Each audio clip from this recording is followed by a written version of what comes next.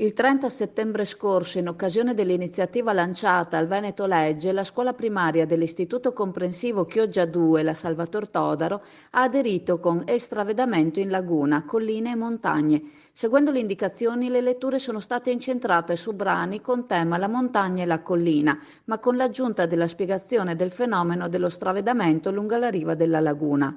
Gli alunni della scuola Todaro hanno realizzato una maratona di letture all'aperto tra le rive della città, la spiaggia ed altri luoghi favorevoli alla vista del fenomeno tipico del nostro territorio, visibile solo con alcune condizioni atmosferiche. Si tratta appunto dello stravedamento in laguna.